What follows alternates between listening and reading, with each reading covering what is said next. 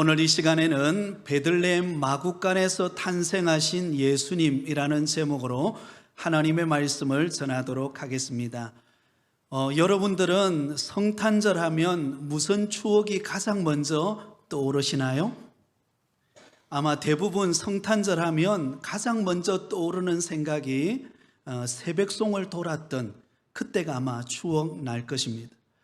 추운 성탄절 새벽에 성도님들 집을 방문해서 메리 크리스마스라고 외치고 아기 예수님께서 2000년 전에 이 땅에 탄생하셨습니다. 그리고는 기쁘다 구주 오셨네, 저들 밖에 한밤중에 고요한 밤 거룩한 밤, 성탄 캐롤을 부르면서 함께 정든 추억을 나누었던 그 순간 아마 여러분 잊지 않고 기억할 것입니다. 그리고 돌아올 때는 반드시 선물도 가져오고 돌아오죠. 이제는 그러한 추억의 날들은 어느샌가 사라지는 것 같습니다. 하지만 성탄절의 참된 의미만큼은 우리 마음속에 깊이 새기며 성탄절을 맞이하실 수 있기를 바랍니다. 성탄절을 3일 앞두고 말씀을 준비하면서 우리가 성탄절을 맞이하는 우리 성도들이 어떤 마음의 자세로 성탄절을 맞이해야 할까? 특별히 예수님께서 베들레헴 마구간에서 탄생하신 목적이 무엇인가를 함께 살펴보면서 우리가 성탄절을 준비하는 은혜의 시간이 되기를 원합니다.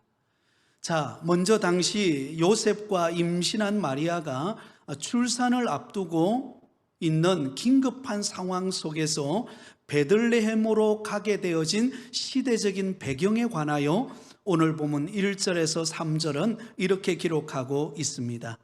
그때에 가이사 아구스도가 영을 내려 천하로 다 호적하라 하였으니, 이 호적은 구레뇨가 수리아 총독이 되었을 때에 처음 한 것이라. 모든 사람이 호적하러 각각 고향으로 돌아가매.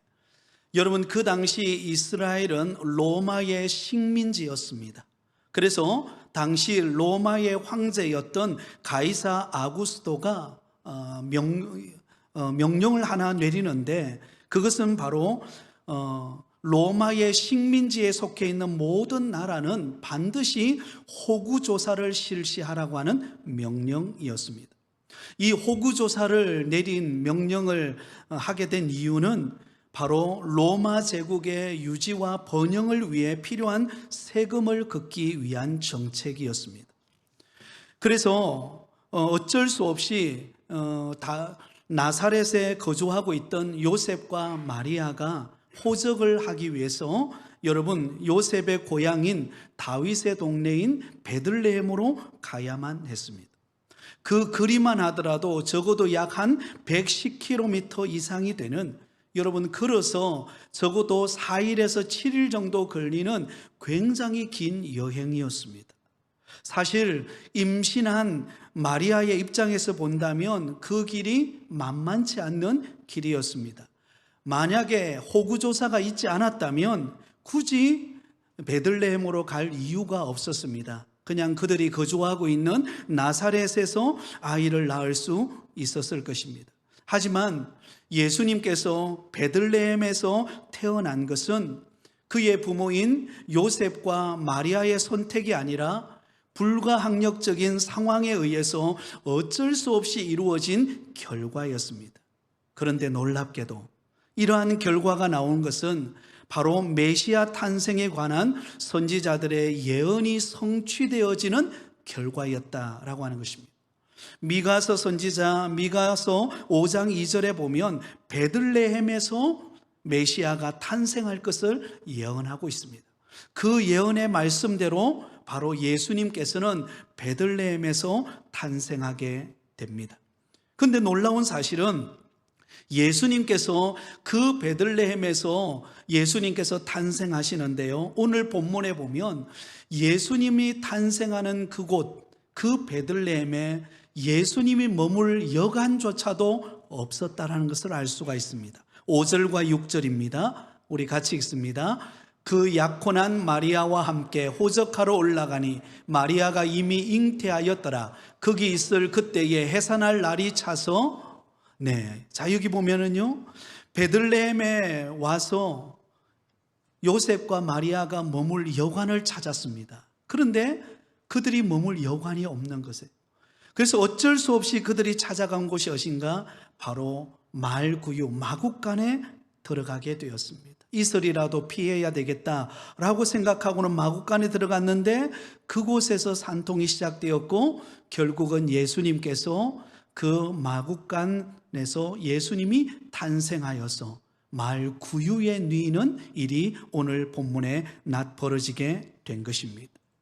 여러분, 인류를 구원하실 메시아, 그 예수님이 머무실 여관조차도 없는, 그래서 마구간 구유 위에 탄생하셔야 하는 이런 상황에 놓여 있는 이 사실을 보면서 예수님께서 베들레헴 마구간에 탄생하신 목적이 무엇일까? 오늘 그 의미를 살펴보면서 함께 은혜를 나누고자 합니다. 첫 번째는 예수님께서 베들레헴 마구간에 탄생하신 이유는 죄인을 구원하시기 위함이라는 것입니다. 자, 여러분, 만일 예수님께서 이 마구간이 아닌 왕궁에서 태어났다고 한번 생각해 보세요. 화려한 침대에서 누워있는 예수님의 모습을 한번 상상해 보세요. 그러면 여러분 어떨까요? 양을 치던 목자들이 예수님을 만날 수 있었을까요? 만나지 못했을 것입니다. 또 동방에서 별을 보고 찾아왔던 그 황금과 유향과 몰약을 가지고 찾아왔던 동방 박사들도 예수님을 왕궁에서 만나볼 수가 없었을 것입니다. 여러분, 예수님은 하늘의 영광의 보좌를 버리시고 낮고 낮은 이 땅에 오신 예수님은 바로 죄 많은 우리 인간, 바로 죄인된 우리 인간을 구원하시기 위하여 바로 가장 낮은 곳 마구간 구유 위에 예수님이 나셨다라는 것을 보여줍니다. 여러분, 이것은 우리가 믿는 기독교가 어떤 특정 귀족들만을 위한 종교가 아니라는 것입니다. 가난하고 천하고 많이 배우지 못하고 또한 고통과 절망 가운데 살아가는 사람들 누구든지 예수 그리스도를 믿음으로 구원받을 수 있다는 것을 가르쳐주는 기독교라는 것을 말해주고 있습니다. 그래서 예수님께서 마태복음 9장 13절에 보면 이렇게 말씀하고 있습니다. 너희는 가서 내가 긍휼을 원하고 제사를 원하지 아니하노라 하신 뜻이 무엇인지 배우라. 나는 의인을 부르러 온 것이 아니요 죄인을 부르러 왔노라 하시니라. 여러분, 예수님께서는 의인을 부르러 오신 것이 아니라 누구를 부르러 오셨다고 말씀합니까? 죄인을 부르러 오셨다는 것입니다. 누가복음 4장 18절 19절에 보면 이렇게 말씀합니다. 우리 같이 읽습니다. 주의 성령이 내게 임하셨으니 이는 가난한 자에게 복음을 전하게 하시려고 내게 기름을 부으시고 나를 보내사 포로된 자에게 자유를, 눈먼 자에게 다시 보게 함을 전파하며 눌린 자를 자유롭게 하고 주의 은혜의 해를 전파하게 하려 하심이라 하였더라. 여러분, 우리 예수님께서는 가난한 자에게 복음을 전하시고 포로된 자에게 자유를, 눈먼 자에게 다시 보게 함을, 눌린 자에게 자유함을 주시기 위하여 예수님은 이 땅에 오셨습니다. 그러므로 예수님은 화려한 왕궁이 아니라 바로 가장 낮은 곳 마구간에서 예수님께서 탄생하신 것입니다. 고린도전서 1장 26절에서 29절에 보면 이렇게 말씀합니다. 우리 같이 읽습니다. 형제들아, 너희를 부르심을 보라. 육체를 따라 지혜로운 자가 많지 아니하며 능한 자가 많지 아니하며 문불 좋은 자가 많지 아니하도다. 그러나 하나님께서 세상에 미련한 것들을 택하사 지혜 있는 자들을 부끄럽게 하려 하시고 세상에 약한 것들을 택하사 강한 것들을 부끄럽게 하려 하시며 하나님께서 세상의 천한 것들과 멸시받는 것들과 없는 것들을 택하사 있는 것들을 폐하려 하시나니 이는 아무 육체도 하나님 앞에서 자랑하지 못하게 하려 하심이라. 아멘.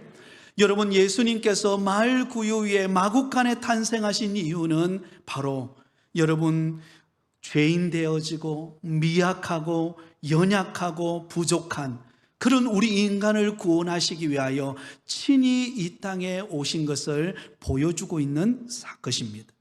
예수님이 오신 곳은 베들레헴 마을 구유였습니다. 여러분, 마을 구유라는 것은 여러분 어릴 때에 여러분들이 아마 마구간을 치워보신 경우들이 있으실 테인데요, 마구간은요, 마을 구유에는 냄새가 나는 곳입니다.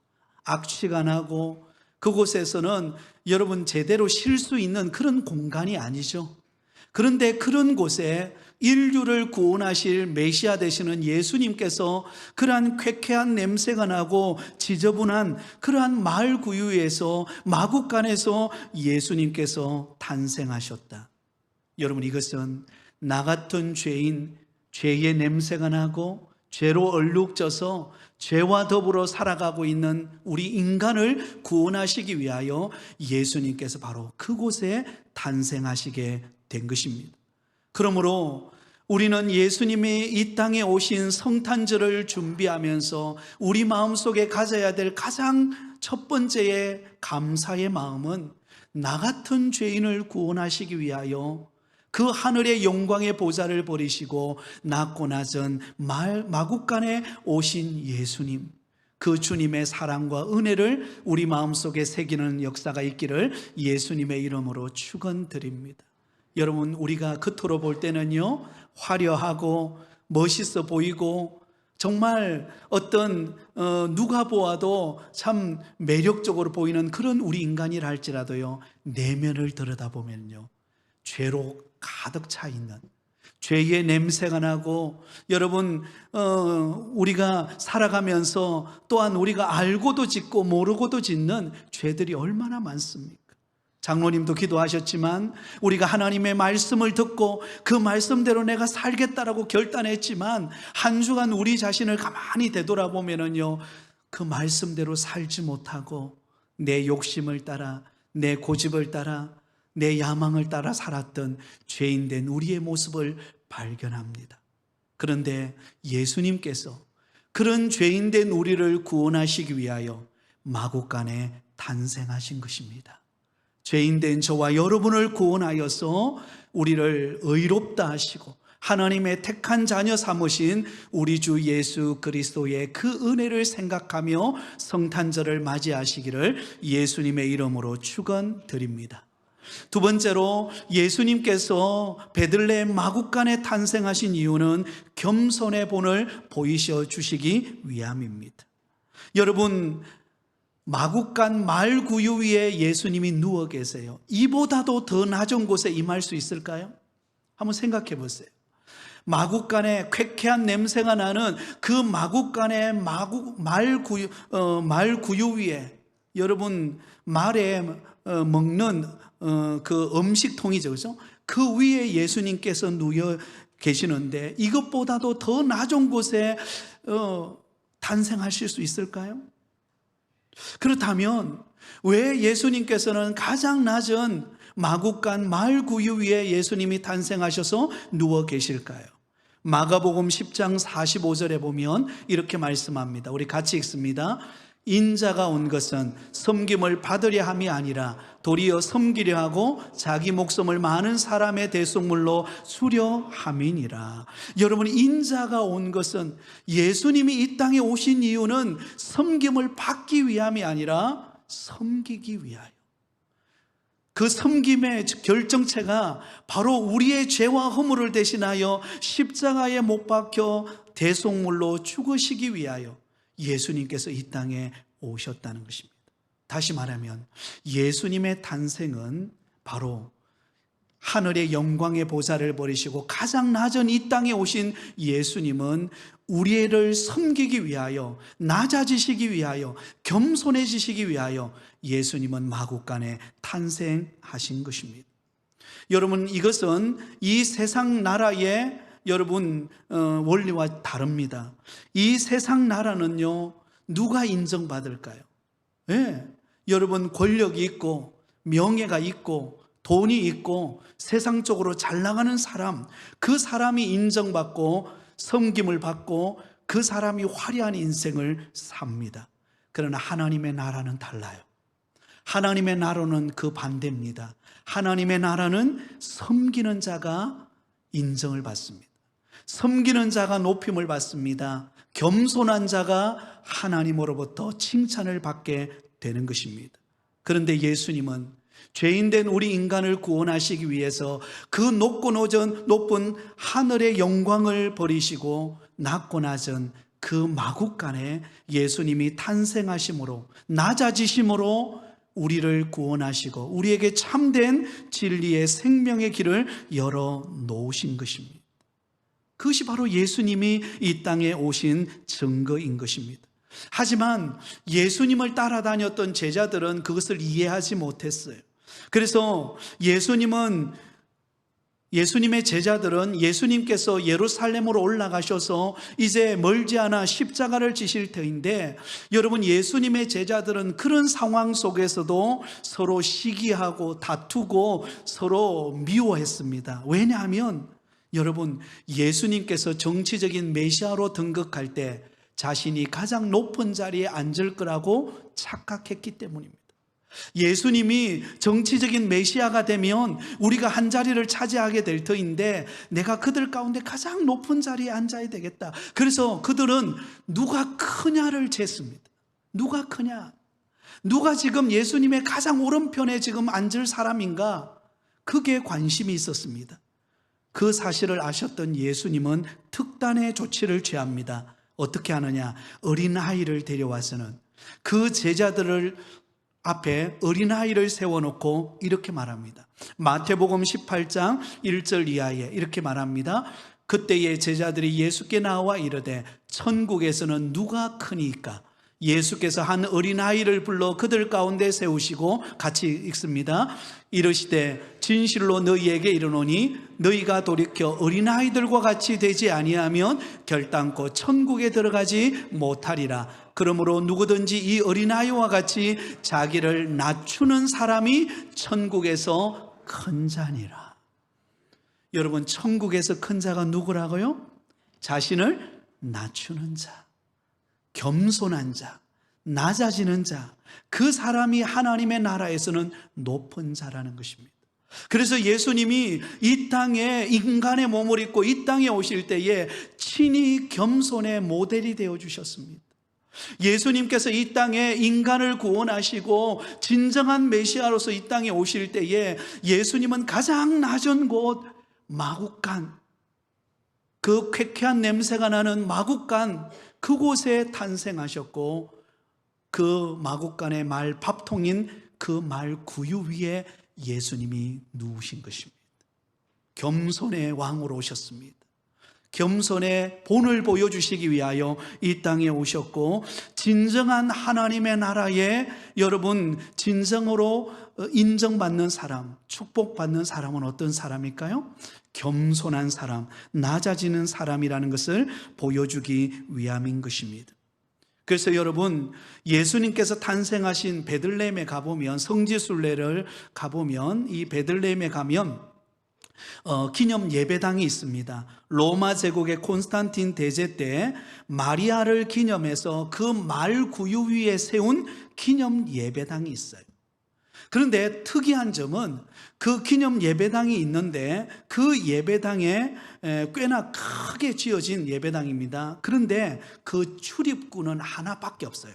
자, 저 그림을 보시면요, 저게 바로 말 구유 위에 세워진 기념 예배당입니다. 예수님이 탄생하셨던 곳이에요.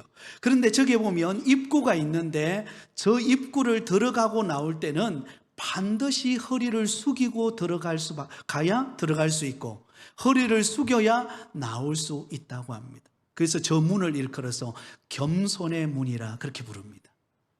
여러분, 예수님께서 이 땅에 우리 인간을 구원하시기 위하여 겸손하지 않으셨다면 이 땅에 오실 수 있었을까요? 하나님이신 그분이 죄인된 인간의 곁에 그 죄악의 냄새가 가득한 우리 곁으로 예수님이 오실 수 있었을까요? 그러지 못하셨어요. 예수님은 겸손의 모습으로 이 땅에 오신 것입니다. 그래서 예수님께서 겸손한 모습으로 이 땅에 오신 것에 대하여 빌립보서 2장 6절에서 8절에 보면 이렇게 말씀하고 있습니다. 빌립보서 2장 6절에서 8절 말씀 우리 같이 읽습니다. 그는 근본 하나님의 본체시나 하나님과 동등됨을 취할 것으로 여기지 아니하시고 오히려 자기를 비워 종의 형체를 가지사 사람들과 같이 되셨고 사람의 모양으로 나타나사 자기를 낮추시고 죽기까지 복종하셨으니 곧 십자가에 죽으심이라. 할렐루야. 여러분, 예수님은 하나님과 동등한 본체십니다. 성자 예수님 그분께서 죄인된 우리를 구원하시기 위하여 이 땅에 오셔야만 되셨는데, 그렇다면 그 하늘의 영광의 보좌를 다 버리셔야만 이 땅에 오실 수 있는 거예요. 예수님이 누릴 수 있는 그 권위, 예수님이 가지고 있는 그 모든 영광, 예수님이 가지고 있는 모든 것을 다 내려놓고 가장 낮은 마국간, 쾌쾌한 냄새가 나는 그 마국간에 낮아지신 모습으로, 그리고 자기를 비워 종의 형체를 가지사 사람의 모양으로 나타나셨을 뿐만 아니라 친히 그 예수님이 십자가를 지심으로 우리를 구원의 길로 인도하신 것입니다. 그러면 여러분, 우리가 성탄절을 맞이하는 저와 여러분의 마음속에 가져야 될 마음의 신앙의 자세는 무엇인가? 예수님이 겸손한 모습으로 이 땅에 오신 것처럼 우리가 예수님을 믿고 믿음 생활을 하면 할수록 신앙의 연륜이 깊어지면 깊어질수록 더욱더 겸손해지는 은혜가 있기를 예수님의 이름으로 축원드립니다. 10년 신앙생활 하셨습니까? 20년 신앙생활 하셨습니까? 아니면 모태신앙으로 내 일평생 오늘까지 오셨습니까? 그렇다면 성탄절을 맞이하면 맞이할수록 더 겸손히 낮아진 자리로 내려가서 다른 사람들을 돌아보고 섬기고 그리스도의 사랑을 실천하는 믿음의 성도들이 다 되시기를 예수님의 이름으로 축원드립니다. 마지막 세 번째로, 예수님께서 마국간에 탄생하신 이유는 바로 우리 예수님이 생명의 떡이심을 알려주기 위함입니다. 여러분, 예수님이 태어나신 곳이 어디죠? 베들레헴이죠. 이 베들레헴이라고 하는 이름의 뜻은 떡집이라는 뜻입니다. 떡집. 생명의 떡, 우리가 먹는 떡, 떡집을. 그러므로 예수님은 이 땅에 생명의 떡으로 이 땅에 오셨다는 것을 가르쳐주고 있습니다. 또한 여러분, 예수님께서 마국간에 탄생하시자마자 어디에 누이셨어요? 네, 구유 위에 누우셨습니다. 이 구유라고 하는 것을 우리가 좋은 표현으로 구유라고 표현하죠. 다른 말로 말하면 뭘까요? 말밥통. 밥통 위에 누이신 거예요. 밥통 위에 예수님께서, 그 인자하신, 그 영광스러운 예수님께서 가장 미천한 곳, 말들이 먹는 밥통 위에 예수님께서 누이셨어요. 여러분, 요즘에야 아이들을 그렇게 많이 낳지 않지만, 그러나 그 아이들이 태어났을 때에 얼마나 그 어린아이 용품들이 좋습니까? 그렇죠? 굉장히 요즘에는 세련된 그런 물품들이 많습니다. 그러나 예수님이 탄생하시던 이 시대는 그런 세련미도가 없어요. 너무나 어떤 면으로 보면 참 지저분한 그런 말밥통 위에 예수님께서 누워 계십니다. 그래서 종교개혁자였던 마틴 루터는 이런 말을 했습니다. 구유 속에 있는 그리스도, 다시 말하면 구유는 천하고 더러운 짐승의 밥통인데 그곳에 예수님이 누워 계신다. 바로 생명의 떡이신 그분이 우리에게 오셨다라는 것을 말씀하고 있다는 것입니다. 그러면 여러분, 저와 여러분은 생명의 떡이 되시는 우리 예수님이 전해주시는 말씀을 먹을 때 우리의 영혼이 사는 은혜가 임할 줄 믿습니다. 예, 우리 그리스도인이 사는 비결은요, 다른 것 아닙니다. 생명의 떡이신 예수 그리스도께서 전해주시는 그 말씀을 듣고 그 말씀을 우리 마음속에 담을 때 우리는 살아나는 역사가 일어납니다. 요한복음 6장 35절에 이렇게 말씀합니다. 같이 읽습니다. 예수께서 이르시되 나는 생명의 떡이니 내게 오는 자는 결코 줄이지 아니할 터요 나를 믿는 자는 영원히 목마르지 아니하리라. 할렐루야. 예수님은 생명의 떡이 되십니다. 여러분, 우리가 이 세상에 하루하루 먹고 또 우리는 나름대로의 우리에게 주어진 일터에서 땀 흘리며 수고하며 살아갑니다. 그래서 여러분, 우리가 하루하루 살아가는 게 참 쉽지 않는 시대지만, 그러나 이전에 비해서 우리가 먹을 것이 없어서 살아가지 못하는 그런 시대는 아니에요. 하지만 우리에게, 우리 예수 믿는 성도들에게 정말로 있어야 되는 바로 그 생명의 떡, 바로 예수 그리스도, 그분으로 인하여 주시는 말씀, 그 은혜를 우리가 경험할 때 우리는 목마르지 아니하고 우리 영혼이 사는 역사가 일어날 줄 믿습니다. 요한복음 6장 53절 54절에 보면 이렇게 말씀합니다. 같이 읽습니다. 예수께서 이르시되 내가 진실로 진실로 너희에게 이르노니 인자의 살을 먹지 아니하고 인자의 피를 마시지 아니하면 너희 속에 생명이 없느니라. 내 살을 먹고 내 피를 마시는 자는 영생을 가졌고 마지막 날에 내가 그를 다시 살리리니. 우리 성찬식 때 나눴던 말씀이죠. 여러분, 떡은 예수님의 살을 기념합니다. 그리고 잔은, 포도주는 바로 예수님의 피를 기념하는 것입니다. 우리가 예수님의 살과 피를 기념하는 떡과 잔을 먹음으로 우리가 살아나듯이 바로 우리의 생명의 떡이 되시는 예수 그리스도, 그분이 주시는 말씀을 먹을 때 우리는 살아나고 그 말씀을 통하여 우리는 승리하는 삶을 살아가게 되어질 줄 믿습니다.